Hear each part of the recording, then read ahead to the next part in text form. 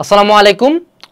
একজন স্টুডেন্ট হিসাবে একটা অবস্থা তোমার লাইফে বেশ কয়েকবার আসবে এবং বারবারই আসে, সেটা হলো ভাইয়া অনেক পড়া জমে গেছে, কোনো কুল কিনারা খুঁজে পাচ্ছি না, অথবা অল অফ আ সাডেন একটা এক্সাম চলে আসছে, আমি এতদিন কিচ্ছু পড়ি নাই। এটা মাঝারি এবং তার চেয়ে খারাপ স্টুডেন্টদের বেশি হয়, ভালো স্টুডেন্টদের এই প্রবলেমটা সাধারণত হয় না। বাট এই প্রবলেমটা যখন অ্যারাইজ করে তখন ব্রেন আসলে ফাংশন করে না কেমনে? এত পড়া বাকি, কি পড়বো, পড়া বাকি দেখে টেনশন হচ্ছে, টেনশনের কারণে পড়া হচ্ছে না, কন্টিনিউয়াসলি সাইকেলটা চলতে থাকে এবং আমি কখনোই সাইকেল থেকে বের হইতে পারি না। And in the meantime আমার পড়ার টাইমও কমতে থাকে। ফাইনালি এক্সামটা যখন আসে আমি এক্সামে ধরা খাই, আমার রেজাল্টটা খারাপ হয়। তো আজকে আমরা এই প্রবলেমটার একটা সায়েন্টিফিক সলিউশনে আসবো, যে যদি আমার অনেক বেশি পড়াশোনায় গ্যাপ চলে আসে, এটা এসএসসি, এইচএসসি, অ্যাডমিশন, চাকরির পরীক্ষা, যে কোনো রকম পড়াশোনার ক্ষেত্রেই প্রযোজ্য, যদি অনেক বেশি গ্যাপ চলে আসে তাহলে আমার কিভাবে অ্যাপ্রোচ করা উচিত, আমার ব্রেনের জন্য কোন প্রসেসে পড়াগুলা ইজিলি কমপ্লিট করা যায়, যত বেশি পড়াই আমার বাকি থাকুক না কেন। ঠিক আছে? তো আমরা আজকে একটা গ্যাপ খাতা নিয়ে আলোচনা করব, যেই গ্যাপ খাতা অনুযায়ী আমরা আমাদের প্রবলেমগুলা সলভ করতে পারবো। এই যে এই অবস্থা মাথার মধ্যে, বাইরে ভাই কেমনে কি এত পড়া কেমনে হবে? ঠিক আছে, আচ্ছা। তো প্রথমে আমরা ভিএসটি সম্বন্ধে জানবো। ভিএসটি কি? ভিতে হলো ভিজুয়ালাইজেশন, হ্যাঁ। এসতে হলো সোর্স, টিতে হলো টার্গেট, আর এখানে এক্সট্রা করে একটা যদি পি ঢুকাই, পিতে হলো প্রায়োরিটি। ঠিক আছে? তো এই চারটা টপিক যদি আমি বুঝতে পারি, আমার জন্য জিনিসটা অনেক ইজি হয়ে যাবে। প্রথম কাজ হলো যে ভিজুয়ালাইজেশন, অর্থাৎ আমি আমার পড়াশোনা কতগুলা বাকি রাখছি, যতক্ষণ পর্যন্ত এটার একটা পরিমাপ আমি আনতে না পারবো ততক্ষণ পর্যন্ত আমার ব্রেন ঠান্ডা হবে না, আমার টেনশনও কমবে না, এবং আমি আদৌ কোথা থেকে শুরু করবো সেটা কখনোই বুঝতে পারবো না। সো প্রথম কাজ হলো আমার গ্যাপটাকে ভিজুয়ালাইজ করা, যে আমার কতগুলা পড়া বাকি আছে, যত বড়ই হোক না কেন, যত ছোটই হোক না কেন, আমাকে ভিজুয়ালাইজ করতে হবে। হিউম্যান বিইং হিসাবে আমরা কিন্তু মাপতে খুব বেশি পছন্দ করি, আমরা সব কিছুর একটা পরিমাণ চাই, যে কত দিন পরে, কত ঘন্টা পরে, ব্রেন এটাতে বেশি সুদ হয়। ঠিক আছে?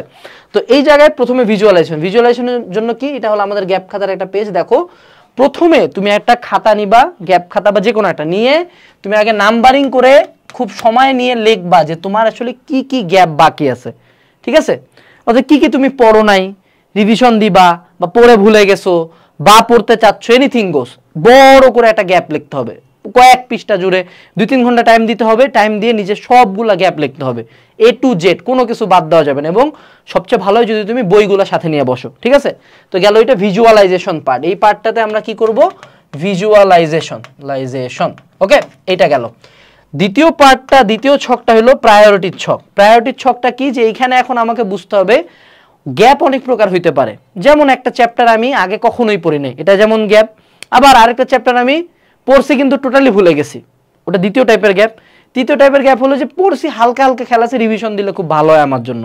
এই 3 টাইপের সাধারণত গ্যাপ হয়। সো দ্বিতীয় কাজ হবে যে আমার এগুলোকে প্রায়োরিটাইজ করা, যে আমার কোন ক্যাটাগরির মধ্যে আমার এই গ্যাপটা পড়ে। তাইলে আমি সিলেক্ট করতে পারবো যে আমি আগে কোনগুলো শেষ করব। যেমন ধরো, যেটা রিভিশন দিব আমি সেটা লাস্টে পড়লে হবে, কারণ ওটা কম পড়ে আমার গ্যাপটা ফিল আপ হয়ে যাবে। আবার যেটা একান্তই পড়ে নেই সেটা আমার ফার্স্ট প্রায়োরিটি হবে, কারণ এটা পড়তে আমার সময় বেশি লাগবে। ঠিক আছে? আচ্ছা, এরপরে আসো যে আমাদের সোর্স। এইটা আরেকটা গুরুত্বপূর্ণ পার্ট, যে আমরা যে গ্যাপ ফিল আপ করবো, টেবিলে যায় যখন এরকম এক ধাপ বই দেখি তো জীবন নিয়ে ডিপ্রেশন চলে আসে, যে এত পড়তাম কেমনে, এত তো পড়া হইতো না ভাই, এত বই কেমনে শেষ করব। বাট এখন যদি আমি আমার প্রত্যেকটা চ্যাপ্টার, প্রত্যেকটা টপিক, এখানে চ্যাপ্টারও লিখতে পারি, টপিকে লিখতে পারি, ডাজন্ট ম্যাটার, প্রত্যেকটা চ্যাপ্টার এবং টপিকে যদি আমি আমার সোর্স লিখি, যে এই জায়গা থেকে এত পেজ থেকে এত পেজ আমি পড়বো, বা এই নোট থেকে পড়বো এই জিনিসটা, এই টপিকটা এই বই থেকে পড়বো, এই টপিকটা কিউএনএ সিরিজ 10 পেজ থেকে 12 পেজ, এই টপিকটা আজমল স্যারের বই 13 থেকে 14 পেজ, সোর্স লিখলাম, তাহলে কিন্তু জিনিসটা আরো গোছানো হয়ে গেল। এবার আমি গ্যাপও জানি, কই থেকে গ্যাপ ফিল আপ করবো সেটাও জানি। 3 নাম্বার পার্ট, যেখানে ব্রেন একদম ফাইনাল রেডি যেটাতে হবে, সেটা হলো টার্গেট। এইটা হলো ব্রেনকে ফাইনালি রেডি করা, যে এবার আমি আমার গ্যাপগুলো, এই যে ধরো আমার প্রথম টপিক যে ম্যাট্রিক্স নির্ণায়কের ভার্সিটি ইউনিটের শর্টকাট, তারপরে আমার আজমল স্যারের বইয়ের হাড্ডির চ্যাপ্টার, তারপরে ধরো সেটুসে আমার মাইটোসিস কোষ বিভাজনের চিত্র, এগুলো প্রত্যেকটা টপিকের আমার টার্গেটেড ডেট লেখা থাকবে। ধরো এটা টার্গেটেড ডেট হলো 9/2/23, বা ধরো 9/9/23, অথবা এটা ধরো আমি 7/10/23 শেষ করতে যাচ্ছি। টার্গেটেড ডেট লিখবো। টার্গেটেড ডেট যখন লিখছি, এখন আমার কাছে একটা প্ল্যানও আছে যে আমি কোন দিন কি পড়বো, এবং যখন আমি একটা এক্সামের প্রিপারেশন নিচ্ছি তখন কিন্তু আমার এই টার্গেটেড ডেটগুলো আমি ওই এক্সামের মাঝে যতগুলো গ্যাপ আছে বা এক্সামের আগে যে সময়টা আছে সেই অনুযায়ী লিখতে পারবো। আমার কিন্তু কাজটা অনেক ইজি হয়ে গেল। এইবার যখন আমি কাজটা কমপ্লিট করবো, আমার একটা গ্যাপ ফিল আপ হবে, আমি একটা করে জাস্ট হ্যাঁতে যে একটা করে টিক দিব। তো প্রতি ক্ষেত্রে আমার ব্রেন বুঝতে পারতেছে যে আজকের দিন সারাদিন পড়াশোনা করলাম, আমার 3টা টপিক হ্যাঁ হয়ে গেছে কমপ্লিটলি, আমার আর বাকি আছে 10টা টপিক। তুমি বলো যে এখন ব্রেন বেশি দৌড়াবে না, এখন কি টেনশনটা কমবে না, এখন কি তোমার ভালো লাগবে না, এখন তোমার ভয়টা কমে যাবে, এবং একবার যখন তুমি এই সাইকেলে ঢুকবা কন্টিনিউয়াসলি তোমার গ্যাপ ফিল আপ হইতে থাকবে। সো এটার জন্য চাইলে নিজের খাতায় এরকম বানাইতে পারো, অথবা একটা ছোট্ট প্ল্যানার অর্ডার দিতে পারো খুবই কম দামের। এই খাতাটাতেই কিন্তু এই সায়েন্টিফিক ওয়েতে আমরা এই ভাগটা করছি, ঠিক আছে। চাইলে একটা ক্যালেন্ডারের হেল্প নিতে পারো, যে এইখানে তুমি মার্ক করে রাখলা যে 13 তারিখে পরীক্ষা, সে টু সে। এরপরে আসো পরবর্তী পার্টে। তো এখন আমরা তো মানুষ, তা আমরা যতই শেষ করি, শেষ করার পরে একটা ঘটনা ঘটবে, সেটা হলো আমি আবার ভুলে যাব, অথবা কোনো এক্সামের আগে আমাকে এবার রিভিশন দিতে হবে। আমরা কিন্তু যতই পড়ি কোনো একটা টপিক ভুলে যাওয়া খুব স্বাভাবিক একটা ব্যাপার। সো সেকেন্ড টাইম যদি ভুলে যাই বা ভুলে নাও যাইতে চাই বা এক্সামের আগে রিভিশন দিতে চাই, সেক্ষেত্রে আরেকটা ছক আমাদের কাজে লাগবে। সেটা হলো এই জায়গায় এখন আমরা যেটা করব সেটা হলো আমাদের এক্সামের আগে রিভিশনের প্ল্যানটা বানাবো। এটা হলো রিভিশন প্ল্যান। এখানে প্রথমে আমার টপিকগুলা বা চ্যাপ্টারগুলা বা ম্যাথগুলা বা যা কিছু সেগুলোর একটা নাম থাকবে। এর পরবর্তীতে আমি 2টা ক্যাটাগরিতে ভাগ করবো। এক হলো এটা হলো ইম্পর্টেন্ট, আর 2 হলো আমার উইক পয়েন্ট। একই সাথে একটা টপিক যে কোনো একটা ইম্পর্টেন্টও হইতে পারে, অথবা চাইলে 2টা একই সাথে হইতে পারে, যে ইম্পর্টেন্ট প্লাস আমি কম পারি। তো যখন আমার এই গ্যাপ ফিল আপটা হইলো এবং তার পরবর্তীতে আমি টপিকগুলোকে এইভাবে বিন্যাস করে ফেললাম যে কোনগুলো আমার ইম্পর্টেন্ট টপিক, কোনগুলো আমার উইক পয়েন্ট টপিক, কোনগুলো আমার 2টাই, তখন কিন্তু আমি ফার্স্ট প্রায়োরিটি কিসে রাখবো, যে যেটা আমি একে তো ইম্পর্টেন্ট আমি কম পারি, এটা হলো আমার রিভিশনের ক্ষেত্রে ফার্স্ট প্রায়োরিটি। যেটা ধরো আমার উইক পয়েন্ট, এটা আমি পরে পড়তে পারি, বাট ইম্পর্টেন্ট যেগুলো সেগুলো আমি ফার্স্ট প্রায়োরিটিতে আগে রিভিশন দিয়ে দিলাম।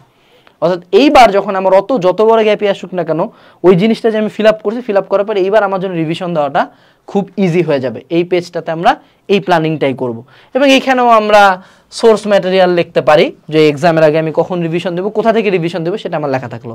তাহলে আমার সব কিছু কিন্তু গোছানো আছে। একটা টিপিক্যাল স্টুডেন্ট বই খুলে পাগলার মতো এই পাশ ওপাশ পড়বে, বাট আমি জানি এক্স্যাক্টলি আমার কোন টপিকগুলো পড়া লাগবে এবং কোথা থেকে পড়া লাগবে। গেল। এরপরে লাস্ট পার্ট, সেটা হলো টেস্টিং পার্ট। তো টেস্টিং পার্টটা কি, যে আমরা যে এত গ্যাপটা ফিল আপ করলাম, রিভিশনের জন্য রেডি হলাম, একটা টপিক আদৌ শেষ হয়েছে কিনা বা একটা গ্যাপ ফিল আপ হয়েছে কিনা, এটা কেমনে বুঝবো, যখন আমি এক্সামে ওটার আউটপুট দিতে পারবো, রাইট। সো এইবার আমরা আমাদের এই টপিকগুলোকে 2 ভাগে ভাগ করে দিতে পারি, স্ট্রং টপিক এবং উইক টপিক। যে সে টু সে এক্সামের রিভিশনের পরবর্তীতেও যদি আমি চাই যে না আরও একটু কমায় ফেলবো পড়াটাকে, হ্যাঁ, তখন কিন্তু আমি কোনগুলো টপিক সবচেয়ে ভালো পারি সেগুলো লিখে ফেললাম, কোনগুলো টপিক এর মধ্যে সবচেয়ে কম পারি সেগুলো লিখে ফেললাম। এক্সামের আগে আমি চাইলে খুব উইক টপিকগুলো জাস্ট রিভিশন দিয়ে যাবো। বাট এই পেজের সবচেয়ে বড় কাজ হলো নিচে দেওয়া আছে ম্যানুয়ালি, এখানে একটা ছক দেওয়া আছে এক্সাম নাম্বার অ্যানালাইসিসের। এটা নিজেরাও চাইলে বানাইতে পারি, সমস্যা নাই। এখানে আমাদের এক্সামের নাম্বার পার্সেন্টেজ দেওয়া আছে, আর এখানে এক্সামের নাম। সে টু সে আমাদের মডেল টেস্ট 1-এ আমি পাইছি হলো 75% নাম্বার পাইছি। এক্সাম নাম্বার 2-তে আমি পাইছি হলো 85% নাম্বার। এক্সাম নাম্বার 3-তে আমি পাইছি হলো 55% নাম্বার। তারপরটাতে আমি পাইছি এইখানে, তারপরটাতে পাইছি আবার এখানে, তারপরটাতে আমি 100% নাম্বার পাচ্ছি। সো কন্টিনিউয়াসলি যদি আমরা একটা গ্রাফের দিকে তাকাই, আমার পারফরমেন্স মাঝে একবার ডাউন খাইছিল, বাট কন্টিনিউয়াসলি আমার পারফরমেন্স আপ। যদি গ্রাফগুলো হয় এরকম যে সে টু সে এইভাবে আমার কন্টিনিউয়াসলি নাম্বারটা বাড়তেছে, তখন কি আমি বুঝতে পারবো না যে আমার ইমপ্রুভমেন্ট হচ্ছে। সো এটা ম্যানুয়ালি করার কারণটা কি ভাই, এগুলো তো বিভিন্ন ওয়েবসাইটে অটো জেনারেট হয়, বাট ম্যানুয়ালি করার কারণ তুমি যখন প্রতিবার নাম্বারটা লিখবা, আগের উইকের নাম্বারগুলো দেখবা, তুমি তোমার ব্রেনকে বুঝাইতে পারবে যে না উই আর ইমপ্রুভিং, অথবা আমরা ডাউনগ্রেড খাইছি, আমরা পড়াশোনায় ফাঁকি দিছি, এখন আমরা জিনিসটা একটু ইমপ্রুভ করতে পারবো। সো এইভাবে করে ম্যানুয়ালি তুমি তোমার নাম্বারটা ট্র্যাক করলে তোমার জন্য গ্যাপ ফিল আপ করে গ্যাপটা আদৌ ফাইনালি ফিল আপ হয়েছে কিনা এটা বোঝা আরও ইজি হবে। যদি দেখি যে কন্টিনিউয়াসলি ডাউন খাইতেছে, তখন আমরা আমাদের strong topic weak topic revision দিয়ে যাব। তারপরে আমরা যদি আরও চাই তাহলে আমরা তখন রিভিশন ম্যাটেরিয়ালগুলো রিভিশন দিয়ে যাব। বাট ওভারঅল এটাই হলো আমাদের গ্যাপ ফিল আপের এক সবচেয়ে সায়েন্টিফিক ওয়ে, যেটাতে ব্রেনও ঠান্ডা থাকবে, পড়াশোনা কমপ্লিট হবে। এবং চাইলে তুমি এই গ্যাপ খাতা, এটাকে আমরা বলি গ্যাপ খাতা, এটা একটা প্ল্যানার। এখানে যা যা লেখা আছে সবকিছু একটা খুব সুন্দর ডায়েরি আকারে দেওয়া আছে, সাথে একটা এআই বেস রুটিন বানানোর কিউআর কোড দেওয়া আছে, রুটিনও বানাইতে পারবা। তো এইটা চাইলে নিজের কাছে রাখতে পারো, তোমার জীবনে যত বড় গ্যাপ আসবে পরীক্ষার আগে আগে এইটা খুলে সুন্দর মতো তুমি পড়াশোনা কন্টিনিউ করতে পারবা। সো এইটুকু ছিল আজকের ভিডিওতে, দেখা হচ্ছে পরবর্তী ভিডিওতে, টাটা।